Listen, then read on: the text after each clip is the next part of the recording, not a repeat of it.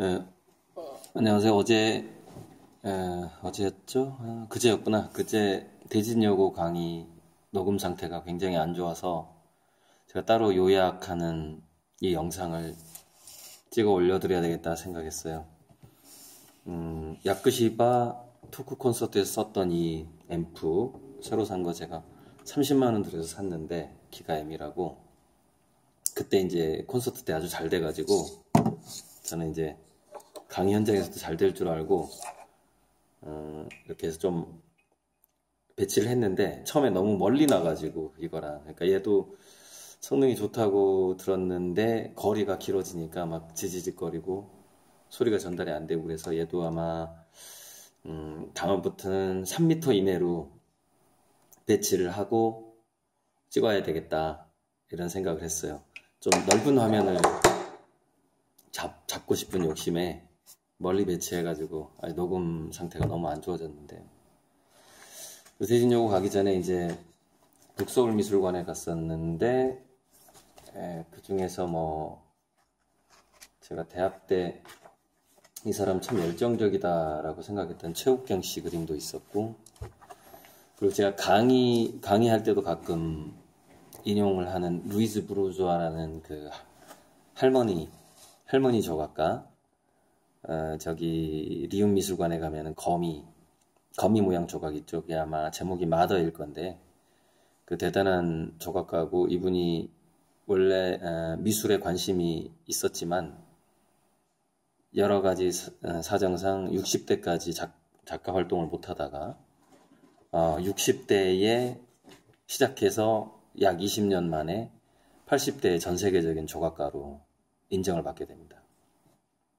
근데 보통 조각가들도 이렇게 그림 이거는 지금 뭐랄까 자수 콜라주라고 볼 수 있는데 자기가 쓰던 천, 이불, 옷 이런 것을 이렇게 이어 붙여가지고 바느질로 이어 붙여서 이렇게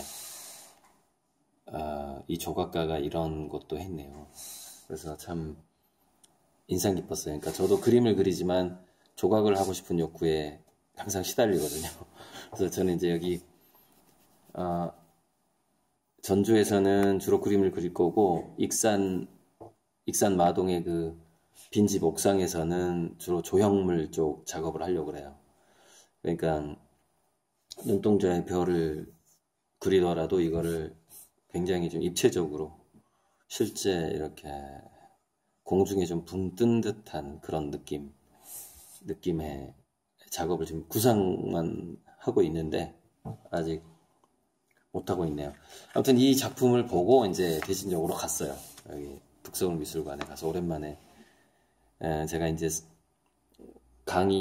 강의에서 그림 쪽으로 넘어오려고 지금 맘먹고 있는 상황인데 대진여고 근처에 미술관이 보여가지고 굉장히 기분이 좋았어요. 그래서 관람을 쭉 하고 가서 이제 했는데 녹음 상태가 안 좋았어요. 그래서 대진여고 강의에서 핵심은 그러니까 이전 강의와 좀 달라졌던 거는 그 아들러의 두 가지 용기, 미움받을 용기하고 평범해질 용기를 아이들의 진로 지도하고 연결시켰다는 점, 그 점이 이전 강의에 없었던 내용이라고 볼 수 있어요.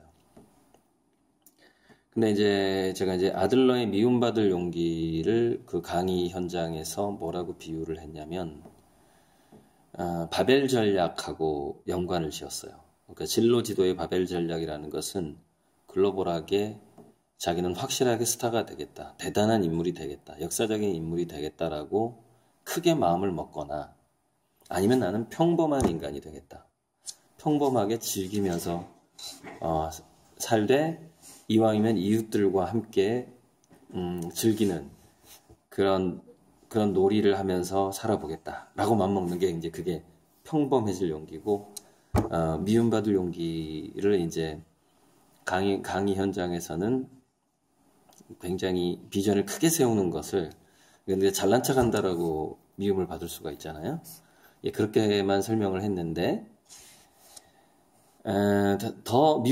실제로 미움받을 용기에서 아들러 심리학에서 미움받을 용기는 뭐냐면은 자기만의 개성대로, 자기만의 느낌대로 살아갈 용기거든요. 그것이 대중적으로 손가락질을 받더라도 또는 이상한 사람이라고 그런 놀림을 받더라도 그 자기 삶의 느낌을 과감하게 선택하고 지켜나갈 수 있는 용기, 그것을 미움받을 용기라고 했죠. 그래서 미움받을 용기는 제가 과거 강연에서 계속 얘기했던 미래의 경제는 덕후 경제로 간다 하고 연결될 수가 있어요. 그러니까는 자기가 좋아하는 것에 그 느낌에 충실을 하고 평범한 직장 생활하는 걸 거부하고 매니어나 덕후가 된 사람들이 있는데 그 사람들을 이렇게 따르는 팬층이 생기죠. 그래서 그런 덕후들에게 팬층이 생기면서 그 덕후들이 뭔가 보상을 받으면서 경제적인 보상을 받으면서 자기 생활에 이제 그 수입이 점점 많아지는 그런 일들이 지금은 이렇게 조금씩 생기고 있는데 이게 미래 인공지능 로봇 시대가 오게 되면은 이게 굉장히 강화되고 확장이 된단 말이에요, 덕후 경제가. 그래서 미움받을 용기는 진짜 자기 자신에게 어떻게 살고 싶은가에 대해서 깊이 질문해서 그것을 아이들이 선택할 수 있게 해주는 그런 용기라고 볼 수가 있어요. 그러니까 진로지도에서 어렸을 때부터 초등학교 때부터 자기 자식이 특이하다라는 소리를 듣고 굉장히 개성을 갖는 거에 대해서 그것을 인정해주고 밀어주는 용기, 그게 이제 미움받을 용기다라고 볼 수가 있겠죠. 자, 평범해질 용기가 제가 강연에서 평범해질 용기는 대한민국의 미래 경제와 밀접한 관계가 있다 이렇게 말씀을 드렸는데 기능적이고 생산적인 그런 활동들이 점차 그러니까 뭔가 생산하는 이런 활동들이 점차 예를 들어서 뭐 예전에 그러니까 도매상이 있었고 소매상이 있었고 소매상에 우리가 가서 살고 이런 시대에서 직접 크리에이터하고 소비자가 만나는 시대가 됐잖아요. 그리고 그 소비자도 또 뭔가를 생산하고 서로 이렇게 자기 결과물들을 맡겨원하는 시대. 그 시대를 크리슈머의 시대, 프로슈머의 시대라고 한단 말이죠. 그러니까 컨슈머와 프로듀서가 이렇게 공존하는 거죠. 나 자신이 생산자이기도 하고 소비자이기도 하고 나 자신이 예술가이기도 하고 또 예술 소비자이기도 하는 그런 문화. 서로 그 중에서 누군가는 덕후일 것이고 그리고 또 다수는 덕후 수준까지는 아니더라도 자기도 뭔가 이렇게 남들한테 뭔가 즐길 거리를 제공해 줄 만한 맛있는 먹거리를 제공해 줄 만한 그런 재주가 있는 거죠. 그리고 저 사람은 또 그 나름대로 재주가 있고 그렇게 서로 그것이 교환되는 그런 경제. 그게 이제 그게 저는 제 표현으로는 놀자리 경제라고 하는 거죠. 그 문화 엔터테인먼트 경제인데 그냥 저는 놀자리 경제라고 얘기를 하죠. 그러니까 덕후 경제와 놀자리 경제로 가는데 그래서 평범해질 용기는 그냥 나도 즐겁고 내 이웃들도 즐거운 뭐 그런 일을 하고 싶다라는 그런 아주 좀 평범한 생각이죠, 그야말로. 근데 물론 이 시대에는 그런 생각이 그렇게 평범하지는 않겠지만은 아직도 뭐 출세지향의 시대고 고액 연봉을 쫓는 그런 시대고 그런데 그런 시대가 오래가지 않을 것이다라고 제가 이제 주장을 하는 거예요. 그러니까는 아마 예를 들어서 지금 신발을 주문할 때 소비자들이 이렇게 입력을 하잖아요. 나는 이런 디자인의 뭐 이런 신발을 하고 싶다. 그러면 그게 바로 컴퓨터로 가서 바로 생산을 한단 말이죠. 그런데 지금은 그 생산 공장의 소유자가 따로 있지만 나중에는 그런 뭔가를 생산하는 것 자체가 전 지구적으로 공공성을 띠게 될 가능성이 아주 많습니다. 그러니까 이거를 제가 책에서 그리고 예전 강의에서 한번 얘기한 적이 있어요. 범용 인공지능 그리고 인공지능과 연관된 그 그룹이 그 그룹은 아주 극소수만 거기에 이권에 관계가 되게 되고, 그러니까 한두 사람이 자본을 투입해서 대다수의 생산이라든가 이런 것을 인공지능화 시킬 수가 있기 때문에. 그런데 이제 이 인공지능이 범용 인공지능화가 또 되면은 양자 컴퓨터가 개발되고 그 이후에 저는 2024년을 지금 양자 컴퓨터가 공표되는 해일 거라고 지금 예측을 하고 있는데, 그렇게 됐을 때는 세계 경제를 좌우하는 게 인간이 아니라 인간에서 인공지능으로 넘어갈 가능성이 많아요. HI로 넘어가게 된다는 것이죠. 그래서 기능적이고 생산적인 일들이라는 것이 그냥 그거 자체가 자동화되고 점점점 무료화돼 간단 말이죠. 그래서 지금까지 수출하고 수입하고 제조하고 물건을 팔고 서비스를 팔고 했던 이 거대한 경제를 감당했던 이 영역이 점차 인공지능 로봇에게 흡수되면서 공공화되기 시작하는 거죠. 저렴하게 돼가고. 그런데 이제 그것이 이제 복잡성과 현장성과 또는 인문성이라든가 그런 게 굳이 크게 필요 없는 영역이기 때문에. 근데 인간성, 인간의 인문성, 인간의 진화생물학적인 본성과 관계되면서 호모 루덴스적인 인간 기본적으로 놀기를 좋아하니까 그쪽은 그 인공지능 로봇이 진출하더라도 한 100년 후쯤에나 또는 50년 후쯤에나 들어가지 않을까라고 제가 강의에서 얘기를 했고, 그럼 그 사이 앞으로 50년에서 1세기 정도는 인간들이 덕후 경제나 놀자리 경제에서 점점 더 부자가 돼가고 돈이 오가게 된다 이거죠. 그러니까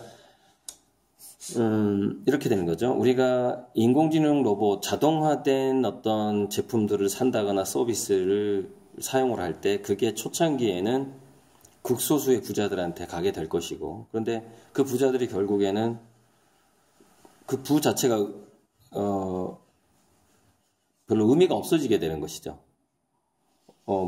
자기만 부자면 안 되거든요, 원래 부자는. 그리고 돈이 계속 쌓여봐야 별로 의미가 없어요.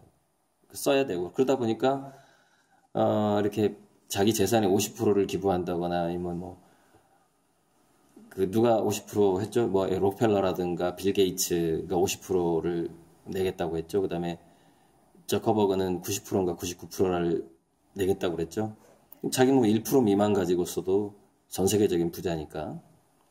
근데 이런 일들이 계속 일어나게 돼요. 근데 이런 일들이 계속 일어나다가 결국에는 어떤 기능적이고 생산적인 곳에서 돌아가는 부 자체를 그 부의 흐름 자체가 자동화되고 인공지능 로봇한테, 그러니까 범용 인공지능한테 점점점 넘어가게 되는 것이죠. 그러니까 그쪽의 경제가 아무리 크더라도 우리 인간들한테는 큰 의미가 없을 수 있다는 얘기를 한 거예요, 제가 강의에서. 우리 인간들에게 의미가 있는 경제라는 것은 우리들끼리 뭔가 가치를 교환하는 그 영역이 우리한테 의미가 있다는 것이죠. 그러니까 가치 교환이 빈번하게 일어나는 곳이 의미가 있고, 가치 교환이 빈번하게 일어나지 않고 계속 부가 쌓여가는 곳은 의미가 없는 것이죠. 그것은 그냥 썩은 돈이 되어버리는 것이죠. 그러니까 가치의 교환이 일어날 수 있는 곳이 미래 사회에는 덕후 경제하고 놀자리 경제라고 제가 주장을 하는 것이고, 그리고 지금 초중고등학생들이 전성기를 맞이하게 될 10년 후, 20년 후, 30년 후, 40년 후 또는 50년 후가 되면은 충분히 그런 일들이 일어나고, 그리고 또 뭐냐면은 인공지능 로봇의 선점, 그 다음에 바이오 의료의 선점 자체가 우리 한국에 그다지 유리한 상황이 아니라는 것이죠. 중요한 것은.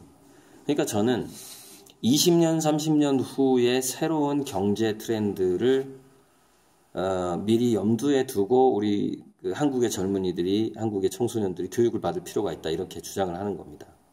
그래서 그렇게 진로제를 하는 게 좋다. 그러니까 미국에 공부를 잘해서 미국에 유학을 가더라도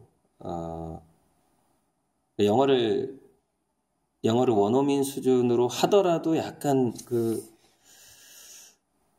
어느 정도 인종차별도 있고, 그리고 원어민 수준으로 못하고 나중에 영어를 배워서 가더라도 의사소통에 문제가 있을 수 있고, 그러니까 인공지능 로봇을 다루는 최첨단 그룹, 예를 들어서 MIT 미디어 랩에 들어갈 정도의 수준, 그 정도의 수준이 너무 좁은 문이다 보니까, 그것이 한국에서 태어나서 우리 아이들이 미국에 유학 가서 거기까지 뚫고 들어가기가 굉장히 어렵다. 굉장한 레드오션이 된다. 미국 내에서도, 그다음 유태인 내에서도 굉장히 뛰어난 애들이 아주 좁은 문을 통과했을 때에만 인공지능 로봇이 다스리게 될 거기에 하나의 어떤 뭔가 자기의 창의성을 발휘할 주체자가 된단 말이죠. 그러니까 계속해서 좁은 문이 돼가는 거예요. 계속해서 커트라인이 올라가게 되는 것이죠. 그런 의미에서 진로 지도라든가 그런 의미에서 공부 리스크가 계속 커지게 되는 것이고, 공부를 웬만큼 잘해서는 별로 의미가 없는 그런 상황이 오게 된다는 거예요. 그래서 진로 지도에서 있어서 바벨 전략이 필요하고, 그 바벨 전략에서, 한국형 바벨 전략에서는 미움받을 용기를 갖고 덕후가 되거나, 평범해질 용기를 갖고 놀자리 경제에서 강자가 되거나, 이런 방식으로 가는 게 좋다가 이제 제가 대진여고 강의의 주로 핵심이었어요. 그리고 이제 질의응답에서 지방대 의대를 갈 것이냐, 수도권에 괜찮은데 인문대를 갈 것이냐 했을 때, 저는 그 아이가 의사로서의 슈바이처가 롤모델이거나 아니면 그 집안이 그 아이에게 병원 하나를 차려줄 정도, 50억에서 100억 정도를 투자할 정도가 아니라면, 그 두 가지 경우가 아니면 비교적 경쟁률이 낮은 인문대를 가는 게 지금은 아마 더 나을 것이다 라고 얘기를 하는 거죠. 왜냐하면 의료계에 있어서도 인공지능의 활동이 지금 굉장히 확산되고 있어요.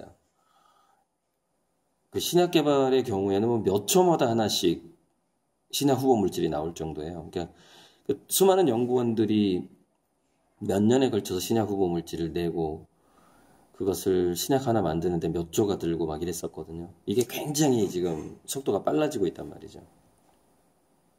그러니까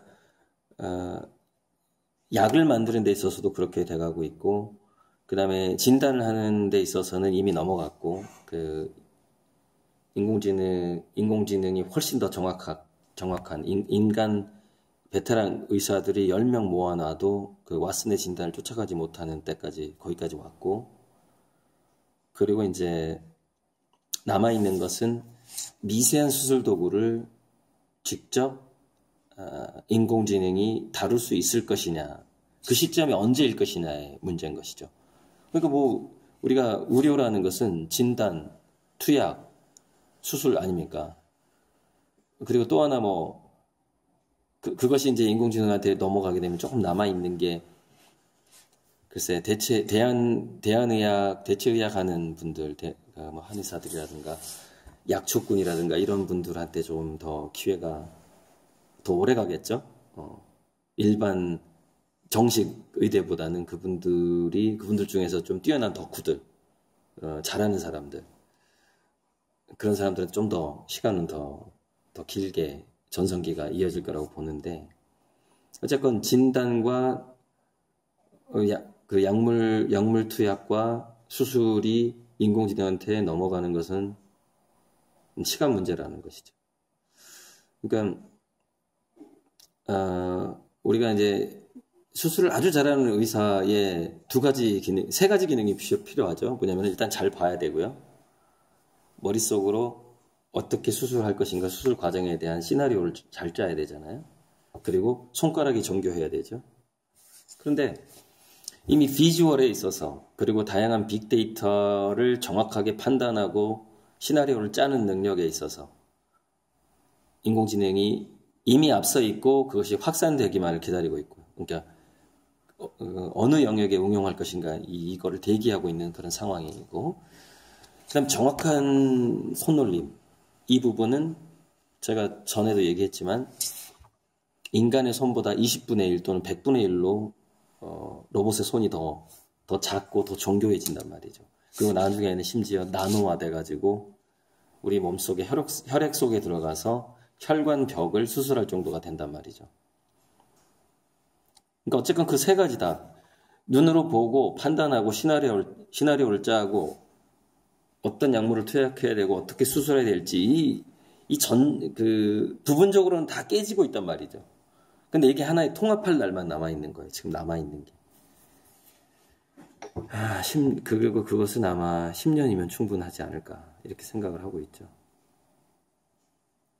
그래서 이제 우리가 공부라는 것은 평생학습, 평생 인문학으로서의 공부의 그 본질로 돌아가게 될 것이다. 뭐 그런 얘기도 강의에서 했던 것 같습니다. 이상입니다.